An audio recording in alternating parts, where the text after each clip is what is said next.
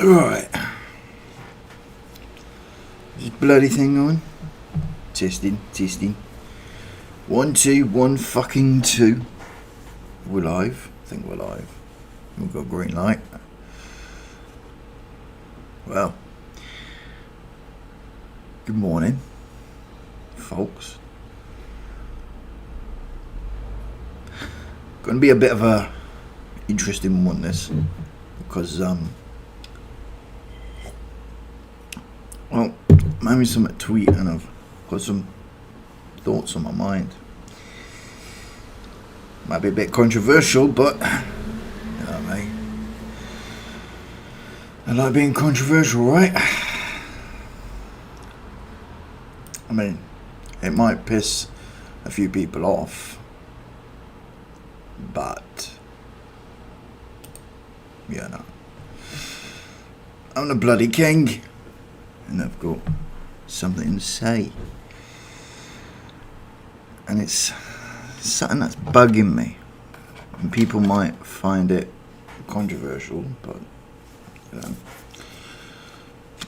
might as well have something to eat.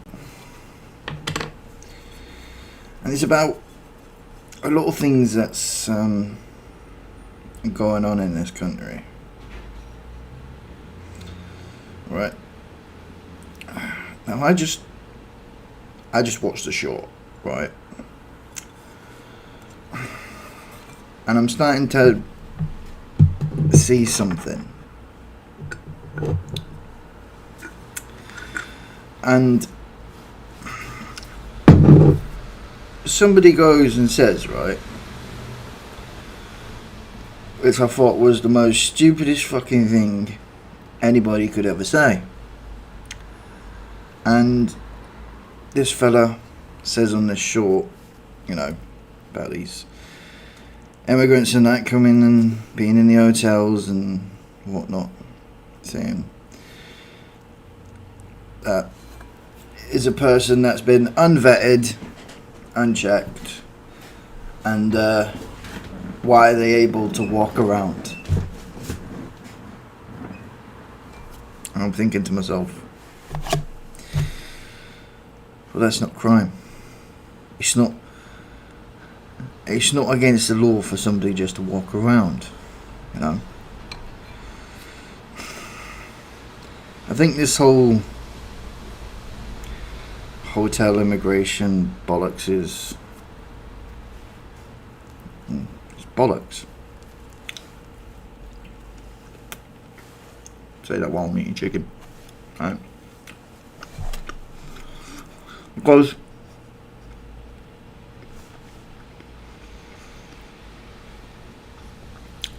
it is bollocks. It's a smokescreen for racism. Not every illegal immigrant is a criminal, and not every criminal is an illegal immigrant. In fact,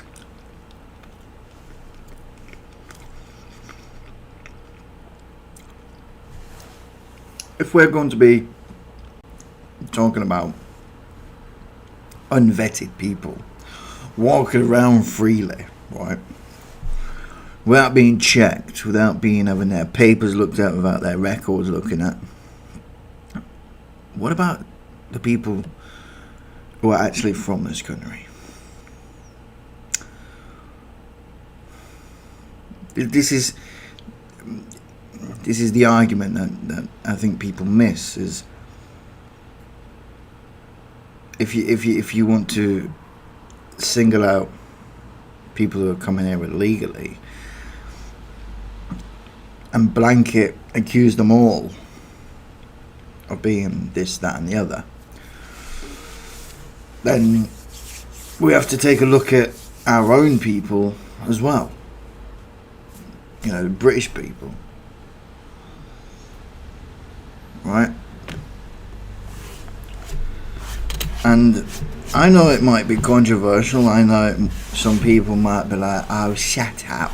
You ain't got no fucking idea what you want about. That kind of thing. But I think I do. Right? punishing other people just because of the actions of a select few is not justified. And it's not fair. It's not fair to those individuals that are coming to claim asylum. We have procedures and laws in place that allow for that. You have a problem with that, you take it up with the government, not the people that are subject to those rules. And this is the problem I have with, and what I can see is a problem with things like protesting at the hotels and stuff like that. Yeah, it's drawn the attention, but it's drawn the wrong kind of attention. You see, it's the government that made those rules and regulations so that those people could come here and have the things that they have. It's not their fault the way our legal system is made. It's not their fault the way our justice system fails people. It's our fault as a nation. It's our responsibility to fix it. Not to stand outside of a bloody hotel chanting all kinds of fucking shite. Because that's not going to change anything. I'll be straight up honest with you, that won't change shit. You might get a few media companies there, you might even get it on GB News. But it's not going to fucking change anything, is it? Let's be honest.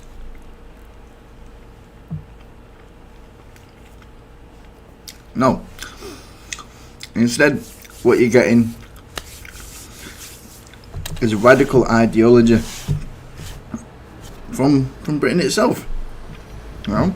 Yeah, I see the arguments, right? I get the arguments that some of them are serious offenders and some of them are putting our women and children in danger. I hear those arguments, I completely agree. But if you want to single out that kind of behaviour, debauchery, we have to apply that same ethic and ethos to our own people too. It's because it's not just, let's go fucking hard on this, yeah, right? It's not just foreign illegal immigrants that are harming our women and children. In fact, a lot of harm to our women and children occurs by British people, by people that have been bred in this very fucking country. Look at the domestic abuse statistics. A high majority of men beat the missus, beat their girlfriends, right? So, and these are white British men, not foreign immigrants, you know. And I reckon quite a lot of the men that are in the protests are the same kind of men that have been involved in those kinds of incidents, in those statistics. And to me, I think it's just a little bit of hypocrisy, pure hypocrisy, because it looks to me like they want to scapegoat the people who are coming here illegally, but they don't want to address the ones that are here legally or the ones that were born here. It's ridiculous.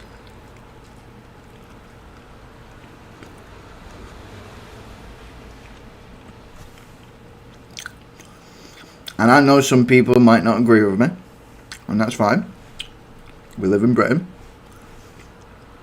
You're entitled to agree or disagree. And I'm not bothered if I'm eating on camera. Don't bother me. Alright? It's not disgusting. It's not crass, it's not crude. It's a human thing. You know? And yeah, I think people need to understand that if you're unhappy with something the government does, or you're unhappy with the policies or the procedures, you have to tell them. You have to make it known to them. The legal way, the ethical way, Overload them with fucking letters if you have to. Send them a letter every day. But can you? No, that'd be considered harassment. So you can't protest in the conventional way. And if you do want to protest, you've got to notify the police in advance. So how do the British public really have a way to speak their mind at the same time as raising grievances if they're not being heard by the members of parliament that are so-called elected to represent? And therein is the problem that people have, hence why they protest outside of things like the hotels and stuff like that. So I see the problem. There is a clear problem. You know, the problem's on three fronts. It's the singling out of the illegal immigrants that are sitting in the hotels and that, but then forgetting the ones that are doing it from our own country as well. Let's not make no fucking dilly-dandying about it. You know, it's been happening in our country since the 50s and 60s. Just nobody wanted to fucking talk about it. You know, see no evil, hear no evil, speak no evil. And that's the bloody God's honest truth. Listen, if I want to eat on camera, I will eat on camera. I'm not going to be taking no judgment for it, you know. Judge not, least you but judge yourself. Plus, I got a big gob, so you're going to have to deal with that.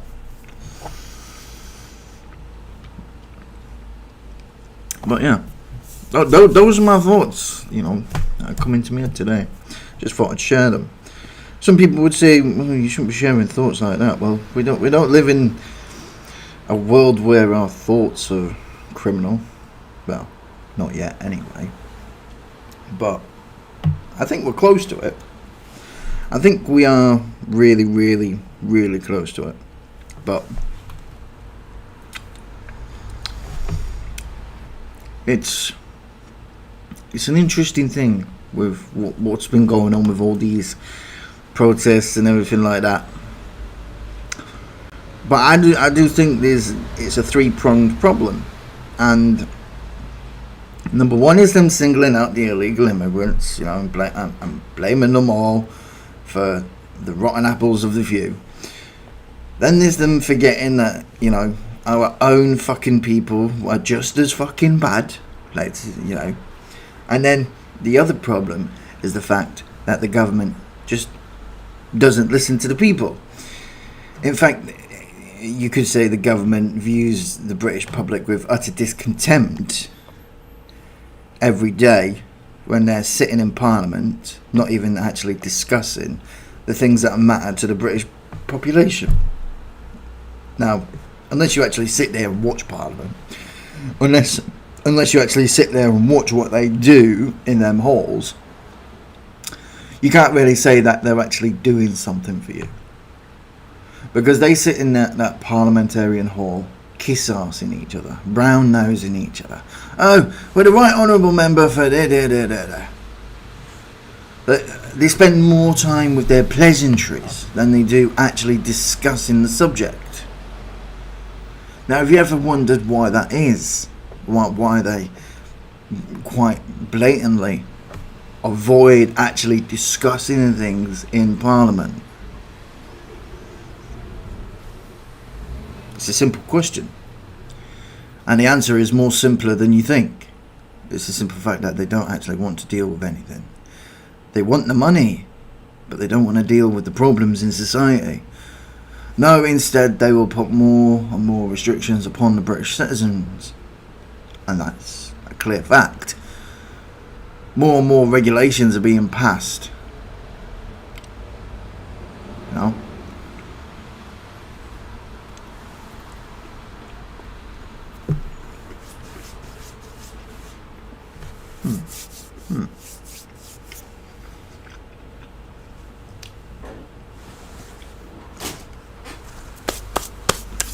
Quite nice though. Yeah. So more and more regulations are being passed to restrict what the people can do, and that's a sad day for liberty in itself. Liberty is one of the greatest gifts ever to grace our society, and it is the virtues of free liberty. And you have to truly understand what the virtues of free liberty are, you know, for you to truly enjoy it. To be at liberty to discuss. Liberty itself is greater than freedom. Because freedom isn't free for a start. Freedom has a price.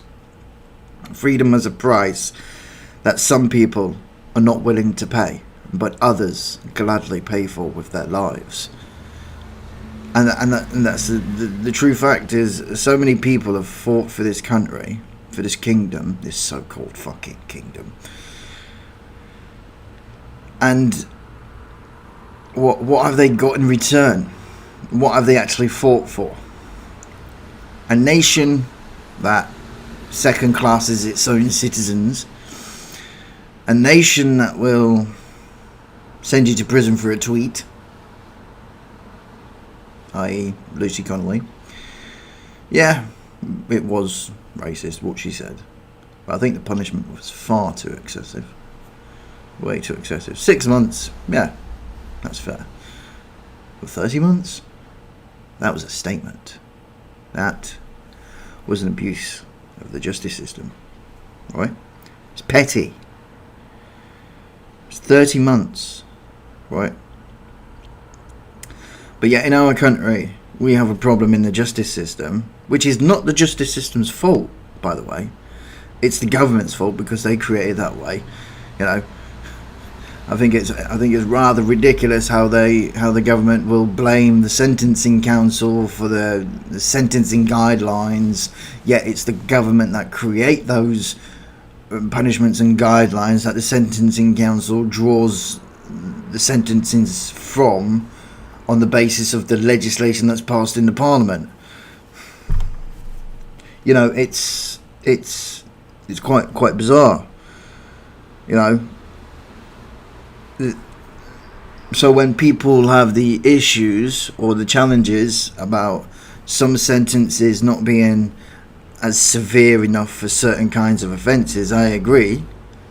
You know, the people have the right to raise that view, and you know, I've heard that view, and I think it's right that, you know, even I myself, considering the family I come from, should raise that view on behalf of the people. Is that, yeah, the people have a problem with the way criminal sentences are for the most heinous of offences, you know, and the people have the right to raise that grievance, and it is a justified grievance that should be and ought to be raised in the Houses of Parliament. You know, it's quite absurd that Parliament creates the sentences of certain kinds of offences and then passes off the authority over those offences to a third-party organisation, a private organisation, mind you, not a public organisation that's bound to the British public, no, a private organisation that is selective on who it responds to. And that private organisation is then responsible for drafting the guidelines that are responsible for the sentencing guidelines that thousands of judges in the country have to be bound to issue sentences of. You see, judges in this country, especially in the courts, they don't get to decide what punishments are issued. They have to refer to the sentencing guidelines that determine the sentences. So judges don't get to really decide what people get to send to prison for, etc., etc. You know, and that again is a problem that the people have with the government, and I think it's a right problem that has to be raised. There is no such thing as British justice anymore. You know, justice has to be seen to be done, and if justice isn't seen to be done, then it is not done. It's as simple as that. And justice delayed is justice denied. And, you know, I think it was Coke who said that justice delayed is justice denied, and you know, it's quite right. Justice should be expedient. It should be readily available. It should not be delayed. It should not be slow. You know, justice should be served swiftly, without recourse or recompense. It's as simple as that. You know, and it's the same for our authorities and that have to deal with it. They should be given. They should be given the. Hang on. They should be given the things to deal with it. Hang on, I've got a phone call.